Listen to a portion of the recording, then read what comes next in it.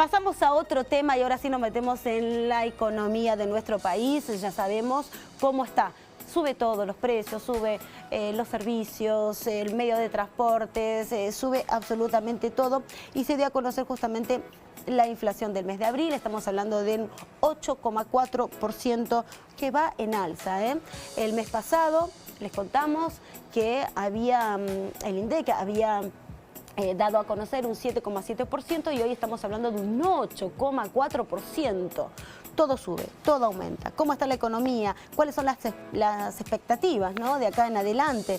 Teniendo en cuenta que es un año de elecciones. Parece que nadie tiene en cartera como prioridad tratar este tema, pero sí lo vamos a tratar nosotros acá con nuestro invitado, Daniel Stico. Él es economista. ¿Qué tal, Daniel? ¿Cómo estás? Muy buenas tardes. ¿Qué tal? Buenas tardes, gracias por esta invitación. No, por favor, gracias a usted. Bueno, realmente estamos viendo las consecuencias de estar gobernando sin plan económico, ¿no? Entonces, las consecuencias son estas, una economía que está totalmente debilitándose día a día, segundo a segundo, ¿no? Claro, y ese plan de que usted habla, Daniel, es clarísimo, porque justamente no hay un plan. Escuchar al presidente de los argentinos junto con el ministro de Economía y que de repente manifiesten que están tratando de ver cómo, porque ese cómo es justamente darnos más incertidumbres todavía, más intranquilidad, porque el no saber cómo frenar la inflación, no tener el plan a corto, mediano plazo, también nos genera una incertidumbre, mientras todos los meses damos a conocer una inflación que va subiendo de manera escalonada. Claro, yo creo que lo grave de hoy fue que primero el presidente esta mañana en una emisora de radio oficialista salió diciendo que el problema de la inflación argentina era la culpa de unos pocos, esa inflación psicológica, etcétera.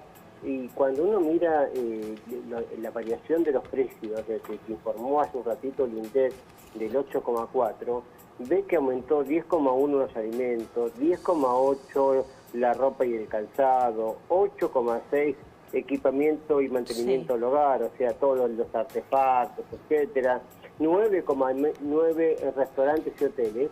Lo que está viendo es que esto no es producto de unos comerciantes inescrupulosos que aumentan los precios, sino que es la economía en su conjunto. Cuando uno estudia economía, la primera definición que aprende de inflación es un aumento persistente, sostenido del conjunto de precios de la economía. Y acá estamos viendo eso, que no es un aumento de una vez, sino que mes a mes aumentan muchos precios, es generalizado y es persistente, o sea que se va repitiendo mes a mes, con el agravante que, como bien decías, cada mes se va acelerando. Entonces uno recuerda, te acordás que hace poco más de un año el presidente dijo, vamos a darle guerra a la inflación, parafraseando, porque justamente hacía pocos días que había empezado la invasión de Rusia a Ucrania, y desde marzo del 2022 ahora, que en este momento, en marzo de 2022, la inflación estaba en el 6,6%,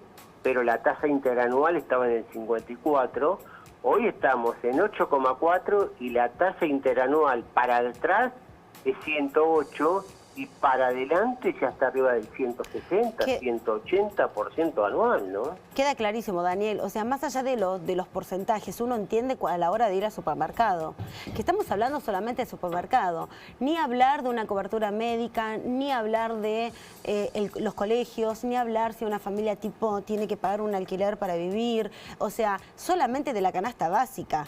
Diariamente uno, pero va al supermercado y si tenés una familia tipo, no gastás menos pero real de 6.000, 7.000 pesos para llevar por lo menos una cena digna.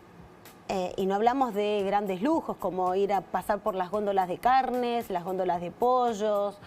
Estamos hablando de lo básico. Exactamente, y entonces uno le inquieta que frente a esta realidad que duele, que es tan dura, que cuesta armar el menú del día o la comida, porque ya ni siquiera podemos decir las comidas. Hay familias lamentablemente que tienen como máxima aspiración poder tener una comida en el día, el presidente está anunciando con el ministro de Economía la soldadura de un gasoducto. Es decir, exacto. Hay una despreocupación por la realidad socioeconómica del presidente, del ministro, de los políticos que se pelean a ver quién va primero, quién va segundo. Total, Poco se habla de las propuestas y de poner el acento, de decir, che, acá hay que tomar el todo por las asas en serio. Sí, Lo Daniel. que se tomar en serio es poner un plan económico. No podemos seguir gobernando, negando y maltratando las instituciones como ocurrió esta semana con la Suprema Corte de Justicia, ¿no? Eso es lo más preocupante, ¿no? Estar primero muy alejados de la realidad y segundo no tener conocimiento, porque ya es como que las excusas ya pasaron, ya está. Creo que la gente está resignada y camina resignada por la calle a la hora de ir a comprar. Hay familias que, como bien dice usted, Daniel, o almuerza o cena. Claro, y los padres de familia, porque hemos tenido testimonios nosotros en nuestro programa, hay padres de familia que cuando salen a trabajar se van con el mate que toman, que comparten la casa, se van a trabajar y en el camino ni hablar, es un lujo pensar en parar a comer algo, en comprarse una gaseosa o un sándwich, porque si no nos llegan para el regreso y pagar el pasaje, o sea, hasta eso. Y con el agravante que vos sabés que este miércoles se anunció, o ayer, pasa todo tan rápido en este país, el aumento de las jubilaciones, y anuncian un aumento del 20,9% para junio, julio y agosto, pero resulta que el aumento en junio de bolsillo para más del 70% de los jubilados y pensionados ya no es nada. Que cobran es 16%. Claro. ¿Por qué? Porque venían cobrando un bono adicional al haber mínimo de 15.000 pesos, que a diferencia de lo que ocurría en las últimas ajustes trimestrales, esta vuelta dijeron no, en junio va a quedar en 15.000. Con lo cual, cuando uno compara cuánto cobró en mayo, cuánto va a cobrar en junio, descontemos el efecto del aguinaldo, va a aumentar apenas 16%. En el día, un día después les dicen que la inflación es más de la mitad de esa variación. Entonces, hasta ese grado ha llegado la despreocupación y el desinterés por los que tienen menos acceso a mejores recursos. No, y además que también desafortunadas, ¿no? Algunas frases o cómo desde el gobierno interpretan el tema de la inflación, o son los medios de comunicación, o es paranoia, o es algo psicológico, y la verdad es que no es ni psicológico, no es ni fue la pandemia, es que no fue ni la guerra, porque eso ya pasó. Digo, no es psicológico cuando vamos al supermercado y nos atemorizamos a la hora de pagar la cuenta. Esta es una realidad. Entonces, hasta en ese sentido ya nos sentimos como hasta mal, vapuleados, que nos tratan hasta de ignorantes, de que no podemos entender lo que está pasando. Tal cual, porque fíjate que también la semana pasada el presidente tuvo el sinsabor de defenderse con el presidente Lula, y el presidente Lula le despidió, bueno, el presidente vino con muchas expectativas y se va contento, pero sin un peso en el bolsillo. Y hoy Brasil nos anuncia que la tasa de inflación fue del, si no mal no recuerdo, 4,6% en abril, interanual. O sea, Brasil tiene, o mejor dicho, para ser más claro, la Argentina tiene en un mes la tasa de inflación que Brasil tiene en 2 años. Exactamente. En 24 meses. Nosotros, nuestros precios promedio de la economía aumentan 24 veces más que lo que aumentan en Brasil en cuanto a ritmo de aumento. Entonces, pero es impresionante, 4,18 interanual en Brasil. Exacto. Y 0,6, 0,61 ahora en el último mes. Pero claro, la diferencia es abismal, o sea, la inflación que nosotros tenemos de mes a mes es lo que ellos tienen interanual, es abismal. ¿Cuáles son sus perspectivas, Daniel? ¿Qué cree que va a pasar? Porque ya estamos en mes de mayo, junio, mitad de año, queda todo un año con las preocupaciones para los políticos que está bien, están preocupados por quienes van en la lista, quiénes se van a postular, o sea, pero ¿qué pasa con los argentinos? ¿Qué pasa con los que van a emitir el voto para que elegir? No, bueno, que esto no lo queremos lamentablemente- o vemos otras oportunidades.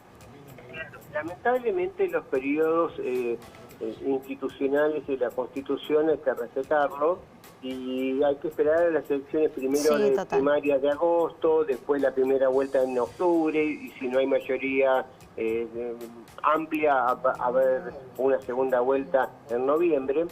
Pero lo importante es que el gobierno tome nota de que estos 7 meses que faltan para terminar el mandato no pueden quedar de brazos cruzados y dejar que esto se deteriore a pasos agigantados, porque se está llevando vidas humanas en el medio. Cuando estamos diciendo que hoy hay familias que apenas pueden tener una comida al día con suerte y van al merendero, etcétera, Sí. este ritmo de deterioro, que con un mayo que va a ser peor en tasa de inflación que en abril, porque se aceleraron los aumentos que estaban postergados de tarifas, de servicios públicos y privados, etcétera, más el arrastre de la aceleración de la inflación en abril, etcétera. Entonces hay economistas que están diciendo mayo puede estar más cerca del 10 que del 8,4 que dio abril. Estamos a un ritmo muy, muy elevado. Entonces lo importante acá es decir, bueno, ¿por qué tenemos esta tasa de inflación? Porque no hay plan económico. ¿Qué significa que no hay plan económico? Que el gasto público está descontrolado y no hay un ministro de Economía preocupado por contenerlo genuinamente. Claro. Se está gastando mucho más de lo que se recauda y no hay financiamiento. Bueno, si eso no se corta de cuajo, vamos a tener una economía en un segundo semestre peor que el primero, ¿no? No, es tremendo. De hecho, el Fondo Monetario Internacional ha puesto la lupa en el gasto público de nuestro país justamente porque es quienes hoy son nuestros acreedores más importantes, pero parece tampoco no dar importancia con respecto a esta situación. O sea, todos los funcionarios cobran fortuna. Después, lo que se emite para mantener a tanta cantidad de personas sin trabajo, que los planes, que cada vez escuchamos más siglas y ya estamos perdidos, ¿no? De todo lo que se da como beneficio, pero sin un país productivo, entonces es imposible sostenerlo. Por eso digo, acá hay que dar señales claras, hay que empezar a eliminar las ataduras que le impida al sector privado tener un horizonte claro y empezar a producir. No es cierto que no hay dólares, los dólares están, lo que pasa es que el gobierno desalienta que se ingresa en el circuito productivo porque le pone controles de precios, porque traba el pago de importaciones de insumos básicos para producir. Si el gobierno eliminara los impuestos a la exportación, eliminara las trabas para importar los insumos que no se fabrican en el país y necesarios para reactivar la producción, si le quitan el impuesto para exportar minerales o para exportar gas y petróleo, para exportar incluso alimentos, la Argentina podría rápidamente generar divisas y empezar a salir de esta crisis sin que sea tan explosivo y tan inflacionario. Ahí está, Daniel. Pero, eso Daniel, es escuchar, por lo menos, eso es un plan. Eso es un plan. Eso claro. es un plan, lo que usted está diciendo recién es un plan. ¿Cómo no se le ocurre a los, se supone que son avesados en la materia, que están cumpliendo, ¿no?, un cargo con los conocimientos como para poder frenar esto? Usted lo acaba de decir clarísimo, ese sería un plan. ¿Por qué no llevarlo a cabo? ¿Por qué no? ¿No hay mesa, no hay diálogo, Daniel? Y ya con eso vamos cerrando la entrevista, me parece muy interesante, pero nos corre el tiempo.